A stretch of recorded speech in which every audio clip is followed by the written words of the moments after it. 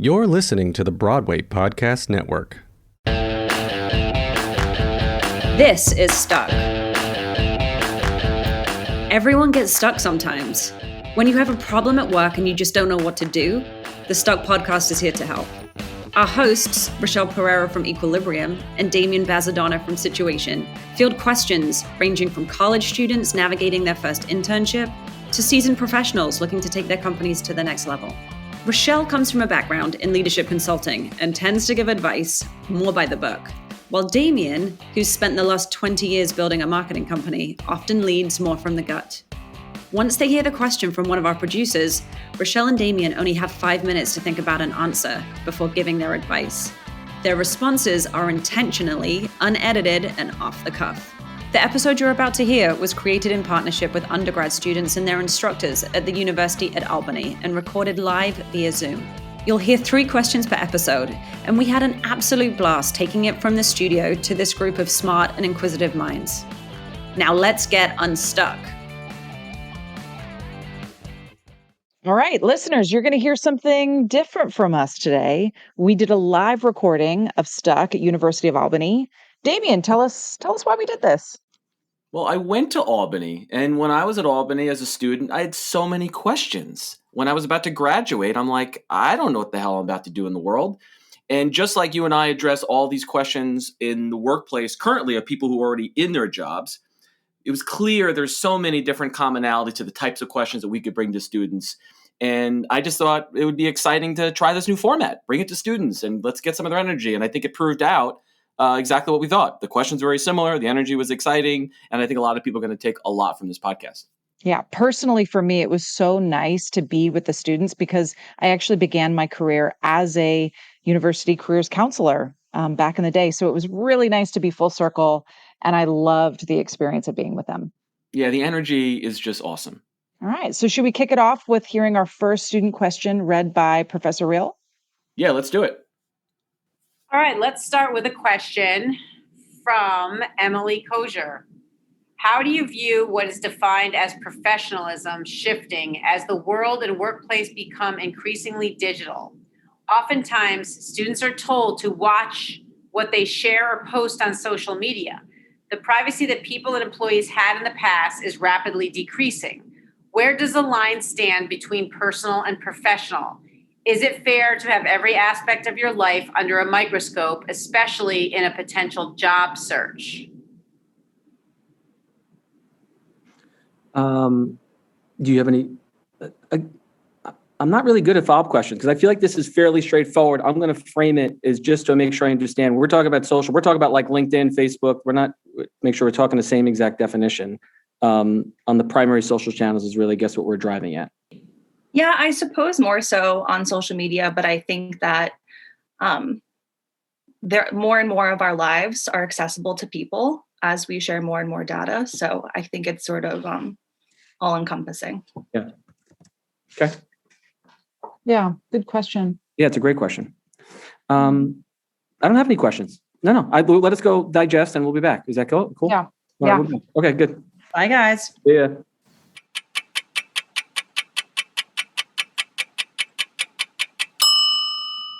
Damien, given that you own a digital marketing company, I think it's only right that you go first on this one. I love being put on the spot. Let's just say, there's a few ways to answer this. I actually have a whole bunch of opinions on this, and I'm going to sound like a crotchety old man. So personally, I think, is it fair? No, I don't think it's fair. And thank God I did not grow up in the dawn of social media. But is it a reality? No question. And there are all types of laws that prohibit employers. I forget exact, and that's a changing space, right? Of how you can either discriminate against people based on a social media presence, and all those laws and rules are evolving. But let's just use a basic gut check and assume that at any point in time, a potential employer who's about to invest a lot of time and energy into you might just put your name into Google. How many of you have actually Googled yourself and have done that in the last month? And so if you haven't done it in the last month, it's always a good idea to Google yourself as though someone was looking for you and what is the stuff that they actually see about you. So do I think it's fair? No, but I think, is that what it's going to be? Yes. And it's hard for me really to speak on this topic simply because I run a digital agency. I'm active on social media profiles, and I operate in a way in which I believe that my private life is part of my public life, running the business. I can't separate the two. I believe my employees will look at it. Whatever I'm doing in my private life, I don't have that kind of privacy. And I've just come to accept that. And that's the way I treat my social channels. But honestly, that's the same advice I'd give to my own children. They're very young. If they go near social media right now, I'd be very unhappy with them. They're 8 and 11 years old. But that universe, I'll pause, or I can keep going forever. But I would, it's not fair, but it is inevitable. And it's going to become a little bit more splintered and spidered over time as that information sits on the web. And employers are looking at it, and you'll never know that they even looked at it. You just won't hear from them. But what do you think, Rochelle? Yeah, Emily, as soon as you started asking the question, like my brain started going on hyperdrive, because the thing is, and I think your question might have also alluded to this, but this is happening on both sides. This is happening on the side of they're looking at you and you're also looking at them. And at any moment in time, employees can call out and post on social channels when things in the workplace are not working in the way that they should. And so I think that actually there is a contract that's happening in that what I think as a society that we're looking for is something that somebody by the name of Tony Simons talks about, which is behavioral integrity. Meaning, if you think about your core values, how do you want to be seen by other people? Like if you could write those down, like 5 core values, and then thinking about, do my social channels demonstrate those core values? Is it in integrity with the way that I want to be seen? And companies have to do this too. What are the core values of the company? And when the company is out of integrity with those values, that's when people get their phones out. And so like this is happening both sides. And I think that the more you can think about ensuring that your social media presence is congruent with how you want to be seen, that's the thing I would really encourage you to look at through that lens. Like, does this accurately represent me? Yeah. Sorry, sure. I would say I build on that to say the opportunity to it is the other way. I guess I'm building sort of just on your point is like, what is it that you want people to know about you and see about you that you think is reflective of the values that an employer might want? So for example, if it's volunteerism work, you're just going to be a reflection. And that stuff sits out there, whether it's on the social platform, but the social platform, they're just essentially spidered and aggregated into search. They essentially populate all the search listings. So it's things of making sure your LinkedIn profile's up to snuff, all those like things of people looking for your sort of social footprint. I guess I would just say it's a thing that you'll never, ever see coming. You'll never know that your social media, for example, was a reason why it impacted you because no one's going to say it out loud. It's just going to happen. And this will follow you onto the job. And trust me, I've seen it. I've heard people say, "Oh, I saw what that person did," and they make judgment. And it's a very challenging dynamic, and that's why this is a tough one for me to answer. Simply because if social is like a reality of life, it's a form of our communication. But I will say the judgment does not. There's not a clean line between this is work and this is personal. And by the way, I'm sure we might get into a question like this later. It wouldn't surprise me. The workplace is moving that way.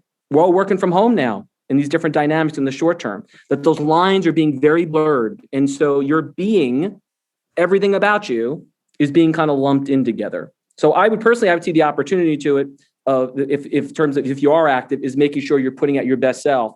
And particularly on platforms like LinkedIn, and that get involved, the right thought pieces, like if there's something you're passionate about, like that's a good platform to be seen. A lot of people are discovered on social media. Like that's and for some employers that they actually attract people that way by liking their page. There's interesting ways through it. So it's my 2 cents. And there's pros and cons. Just as much as they can look at you, you can look at them. So going on places like Glassdoor and seeing the sort of reviews that current employees or past employees have of those workplaces also gives you insight into the inner workings of those companies. And so, it goes both ways. And I would encourage you to investigate them just as much as they're no doubt investigating you. I saw actually in the chat the follow-up question of like, how accurate is Glassdoor? Great question. How accurate is your Instagram account? And so it's data. You get to decide whether or not it's accurate or not. Certainly, I know people that have certainly weighed in on that and said that it's, how accurate is it? I don't think anybody ever knows, I guess is my point. Well, it's one truth of many. Let's call it that. So I think the way is to connect the dots, because I will tell you as an employer, it sometimes really frustrates me, Glassdoor. And I'll say, that's not true because I run the business. And some things really I don't think are true, but some things are true, like things to improve on. So it's hard, but that's one point. That's why I feel like if you're going to ever look at a company, look at it from all perspectives. Look how it handles itself on social media. What does it stand for? All those different touch points. And the truth sits somewhere in between. I would definitely not base a company solely on its Glassdoor profile. I know businesses that have told their entire staff to go on and say positive things about them. That was their vehicle to try and help it. I've heard, I'm like, that's terrible. And it's obvious. It's low behavioral integrity. Yeah, that's just terrible. Yeah, exactly. Question number 2 is from Destiny Thomas. My question is, what should we expect when entering the workplace during the pandemic? Should we expect working from home to be the new normal? How do we make positive professional connections with coworkers when we only see them in a Zoom or conference calls or on email? This is a great golden question. Great question. Already thinking. All right, good. All right. Oh, you're cheating. All right.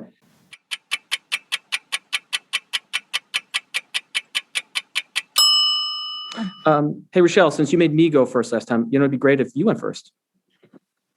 Sure. Well, I think that the question around what do you expect when you come back to the workplace post-COVID, or assuming it's post-COVID, I actually just was reading an article today, and it was a study done of 2,000 people surveyed, and only 2% said that they wanted to go back full-time. 2% out of 2,000. So I think that the premise is that remote working is here to stay. And I think you should expect that there will be some sort of hybrid workplace or a lean into remote working, I think is very much what employees want. I don't know if employers are tracking in the same way. I mean, some employers certainly are. But then when I think about the second part of the question, which is, given that, how do you create positive connections when it's only virtual? It makes me think about a current project that we're working on right now. We're doing a 1-year professional development program for 17-year-olds who are apprentices at Amazon. And they started in COVID. And they're having to develop these relationships with their teams. Again, they're younger than you because they're still in high school, but they're sort of tracking in that this is their very first kind of professional experience. And some of the advice is pretty basic, which is have your camera on, be attentive, ask questions, be curious, share your opinion. Like, don't wait until somebody solicits it. Take a risk. This is where I think some of the advice that Damien gives around like the butterflies in the stomach, like it's sometimes scary to put yourself out there, but those risks are the ways that people are going to know that you're there, and then they'll be interested. But I think some of that is kind of like basic communication that we kind of more know instinctually when we're in person, but I think you have to force yourself to do it when you're on Zoom, or Teams or whatever. What do you think, Damien? Yeah, no, I agree. The line is, how you do anything is how you do everything. And I think that that's kind of happened during the COVID process, this COVID moment of time, is that like great communicators, one thing I've recognized is like, I've met some people who are amazing communicators, and they can parlay it from like their normal, like when we're in person, to they do it on Zoom really well. Like technology doesn't need to be cold. It could be extremely warm if it's done right. So part of it is just like your ability to be thoughtful, and just like you were saying before, engage in communication. I would say the one very specific thing to virtual communication is, I do a lot of public speaking like this, a lot of it. And the one thing I miss the most is eye contact. I can't make eyeball contact. You're just a bunch of squares on a screen. And when I normally talk to you guys in the lecture hall, I proactively make eye contact with every single person by design, just to kind of keep myself and the audience as engaged as impossible. So I guess what I'm driving at is, as the speaker, anyone you're talking to, I think you need to go above and beyond to show that you are engaged if you really want to make meaningful connections. And it is everything from making sure not just that your camera's on, is that everything else is shut off around it, is that you're leaning in and you're asking questions and you're being engaged and involved. That goes a long way. And the opposite when you're not able to communicate, like if you do it the opposite. I see it all the time. You know, when you're talking to someone, whether they're checking, your camera could be on, but you're checking an email and you're somewhere else. You know, just like everyone else knows, you could see it, right? You could see so that to me, that understanding, all it is, it's nothing more than respect. That's it. It's the same thing if you were in person. If I was having a conversation, I was checking my Instagram feed, you go, who is this jerk? It's no different. And I think the difference is life outside the frame, we don't see. I see you all as a frame. For all I know, there's kids running around. We have to fill in the blanks. So I think it's very important that you go above and beyond in your communication to make sure you're giving full respect to whoever you're trying to engage with. I think that gets often very lost. Yeah. It's funny that you've just said that. I was on a call with somebody just before this podcast, and every time I spoke, he was quiet and he was looking away, and I know he was muted. I know he was typing an email while I was talking, and then he hears my cue, and then he comes off mute, and then he says something, but it's not totally connected to the last thing that I just said. So he knows the social cues, but I 100%. I would bet really good money that he was multitasking. And it makes me feel like flat, like it was a waste of my time. Imagine you were doing it in person. It's no different. It would be the same kind of, it would be outrageous, and digital is no different. And I think, in fact, again, people fill in the blanks. The thing I would add too, I think what we know is that the world, everyone is far more comfortable engaging virtually than they were before. Like that, we just know universally. Our parents, our kids, everyone across the board, there's more comfort level there. So, and everyone's now proved that we can do it. And now, so employers, clearly, I'm an employer right now looking at it. I'm sitting in my office right now. I have 15,000 square feet on 7th Avenue. Me by myself. Do you know how much money I'm wasting right now with this real estate?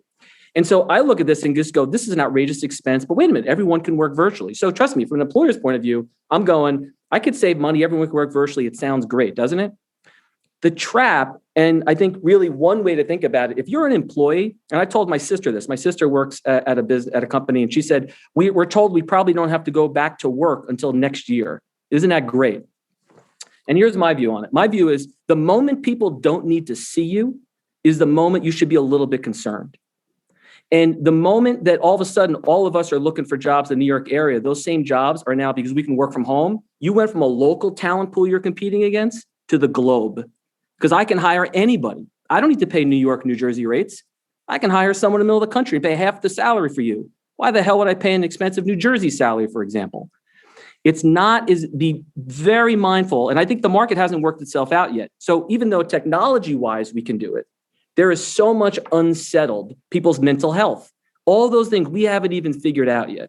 So I'm a little bit reluctant to say the new workplace is you're going to be working from home and you're going to be doing this. We don't know yet. And we know certain things like business travel that are pretty obvious that like, did I really need to get on a plane and go to that unnecessary meeting? Hopefully become more efficient through it. But I would be extremely careful from an employee's perspective. If I'm you, that's a little worrisome. They're like, don't worry, we don't need you here. Then like, all right. That means anyone could do your job in some respects. So I'm a little bit I'm reluctant on, like, I don't know. As an employee, that's how I'd be thinking. But if you live somewhere like Albany, that could be a huge plus. In fact, I know a head of marketing who lives in Rochester who got a huge job just recently, and he moved from New York in COVID, but he would not have been able to do that job remotely had he, before COVID. And so I think it does open up a lot of opportunity if you don't live in major metropolitan hubs to start applying for jobs and try it out. Try it out with employers and see. The last hack that I've got to share with you that a client told me about recently, and it's really game changing, especially for the engagement piece, is hide on Zoom, hide your own self view. So for instance, Damien, on my screen right now, I only see you. I don't even see me. And so seeing me all the time is weird. And you start to feel like narcissistic a little bit because you're always like, what does my lighting look like? And da, da, da, da, da. I just look at you and it feels like we're just having a conversation in your office because I can only see you. So I would encourage people to do that. Good heck. Question number 3 is from Lenny De La Rosa. His question is, I'd say my question for the Stuck podcast on the theme of entering and surviving the workplace would be how to approach your new time. As the most junior member of the team, should I just try to jump in or maybe hang back and allow my team to show me how to operate and how to be a member of that team? Obviously, I would want to fit in, but I don't want to seem like I'm not contributing either. Thank you for the question, Lenny. Hold on a second. I'm just trying to wrap my head around this question. And I just want to gut check that I understand. So the question is when you're a new member of the team, should you be super proactive and show that you're capable and engaged, or should you hang back because you don't want to be sort of pushy and you kind of wait to be directed a little bit and let other people be the expert so that you fit in? Lenny, is that just, yes or no, if I'm going in the right direction? Yeah, it was mainly just obviously, when you engage in a new job, you definitely, you want to jump in, you're excited for the opportunity. You want to show that, that they made the right choice. Some of these people have been working at this location maybe like longer than I've been alive. And it's like, Right. what I'm saying? It's like, I'm not gonna like suddenly reinvent the wheel or anything, like they know what they got to do. But I still want to show that, I'm trying to contribute and, be a valuable member of the team. Got it. Okay. Super helpful. Thank you, Lenny. Yeah. All right. I got it.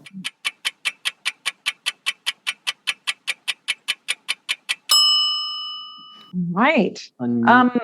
It was a good question, Lenny. I thought, it's like, how do you fit in? How do you figure that out? We actually have a brand new member of our team who just joined in the last couple of months. And so I was thinking about it through that lens of what have I liked best from her? Damien, do you want to weigh in first? Yeah. I mean, this is first off, Lenny, I think you be you. So let's just start with that. I don't think that this idea of trying to really change exactly who you are, I don't think there's not enough longevity in that, in not being who you are. So I think that's important. Just say, broadly speaking, let me just start with that. I would say from my experience, the people that are most successful in my business are thoughtful people. And thoughtfulness can happen at all levels of the organization. So here, when I say thoughtful, here's like an example of what I mean. I almost like to tell people, assume every idea that you might have in your head, assume that it's been said before. And when you're before, and what it does is it challenges you to make sure that before you go into that idea, it just makes you take a beat real quick and say, what else you may be not thinking about? What are the impacts? It just forces you just to stop for a second to really think and be respectful of this process. For example, you were talking about a business where someone might have been there 20 years before you. Assume it's a little bit of sense of humility that says maybe a little bit of these things have been talked about, but they haven't been done. There could be a good reason for that. I'm not saying don't say the idea, but pause for a moment and give thought to why would this might not be a good idea? Because then when you bring up an idea or a suggestion or you're confident you're bringing it to the table, you will have a little bit be more informed of, I thought about this, and you're showing that you're thinking about the group of people. One of the most important things, we're a highly collaborative company. So you worked at our company, we have 8 to 10 different people working on an account. So people want to be around people that are just really good collaborators, have empathy, are thoughtful, are asking questions. So I'd say just from that perspective, I'd say that's, just kind of a starting point of how do you fit in with a group. And just the extension of that point is also recognize, again, if you're bringing ideas and you want to be vocal, sometimes, this is a hard skill, some people are, however, they don't, read the room. Because sometimes it's appropriate to be the game changer. And sometimes it's also appropriate that this isn't the moment for this conversation.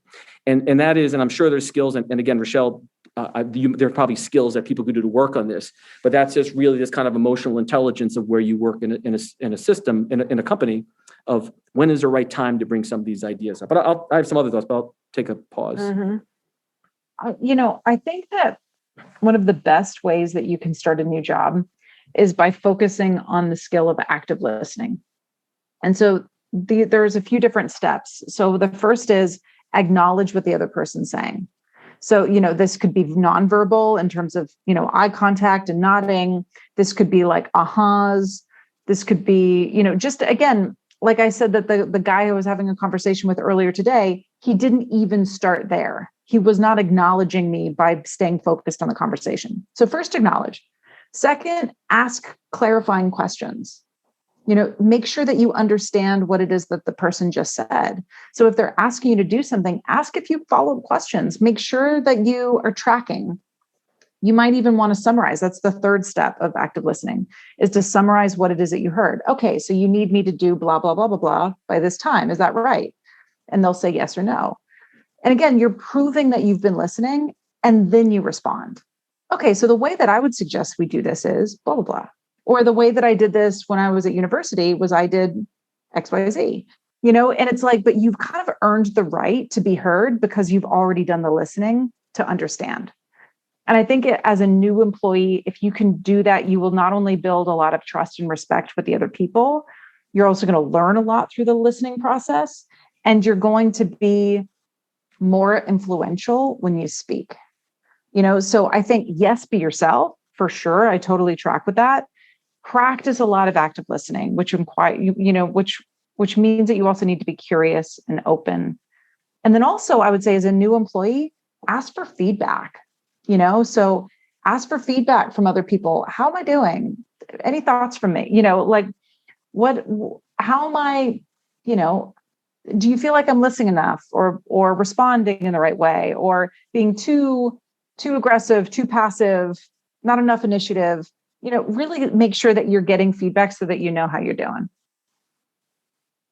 Yeah, no, I totally agree, particularly on the feedback front, because I think that's a really great, and by the way, when someone gives you the feedback, listen. That's the important distinction, because a lot of times people may not listen to it and not actually act on it. But I think that's obviously the important part. One other thing I would say is, particularly when you're first starting out in a company, but I think this is actually through your progress of your career, is show the same level of excitement for the unexciting stuff as you might for the exciting stuff. And this is where a lot of people go off the rails of like, sign up for this stuff, like be a helpful team player. And a lot of times people don't want to do the hard stuff. They want to do the more exciting stuff, right? So it's easy to get excited about an exciting project. It's hard to get excited about something that's not exciting, but it's required, that is done for the success of the organization. Really solid people thrive and understand the end goal, and like, I'm in no matter what. And so that to me is I'd say is a really big one. And then the last thing I'll say is, and this is why I kind of started with the UBU, acknowledging the respect points we're talking, because essentially what we're really trying to drive at is a sense of humility and respect to the organization you're going into, that you don't have all the answers, right? But I think it's important because I think sometimes the employer's response to you is a really good judgment of whether or not you want to be at that employer. Because some organizations are really good at kind of saying, we want we want ideas, we want to hear what people think, and some are really shitty at it. And so you'd rather know, instead of pretending someone that you're not, be you and be who you are and want to contribute. And really, you'll begin to quickly see, do I want to be around these people or do I not? And I wouldn't be shy of that idea, because I think every minute you're spending at a company, yes, you should be thankful that you have a job, I suppose, but they should be thankful for having you. And if that mutual respect is there and you're in an organization where you feel like, I've got ideas, but no one will listen to me, and you genuinely have done all the things before of helping out, being a team player, listening and putting the effort in, then that's not the right organization. A lot of companies are terrible at it, and you shouldn't waste your time in those companies. So I don't know. That's why I kind of start with the UBU. There's a thing about like who you are is sometimes everyone fits in different organizations for a whole different range of ways. That we have, I mentioned that we have a new member of staff at Equilibrium. And one of the things that I really like, Lenny, if I'm going to go very specific on feedback, is I love that she shows a lot of initiative and that she is willing to have a go at just about every single project that we throw at her. She asks good questions and she checks her assumptions. And especially the first time she's doing stuff, she sends it through for feedback before kind of, sending it, to the client or sending it to different places. And I think, initiative is really great. The tipping point in initiative is when you think you know better than all the people who have worked in the company before you. And that's certainly not the image that I think most of us want to have. If I can say one other quick point, what I would say, just to build on that, is to say that one of the most popular questions I tell people to ask in my company is when you go in, because we work across multiple departments, I always ask people to say, if this was my first day on the job, I might ask something like, what is the one thing that people like me in this position normally do that could make your life harder and that you don't want me to do? And so taking that kind of spirit to say, giving someone an open avenue to give you feedback before you've even started, saying, what's the trap that I might fall into that's going to impact you? If you ask that question and you mean it, and you're really trying to get the response, think of how powerful that is for the team around you going, wow, I want this person around us. He's actually starting, or she's starting from a place of, how can I be better? So that to me never fails. And no matter what organization you go into, it's an openness that you can easily be flawed like every human being. How do you avoid that trap? It's a good question, Lenny. Thank you. If you found this episode helpful, please rate it on Apple Podcasts or leave us a comment or share it with somebody else that you know is stuck. This helps us reach listeners who could benefit from these conversations. And if you'd like your own question answered, go to our website, stuckpod.com, to submit a question. Stuck is created by Equilibrium and Situation. It is produced by the wonderful Katie Byrne, Peter Ujicic, and Stephanie Connors. Our theme music is Rockstar by Owen Mulcahy. Be well, be safe.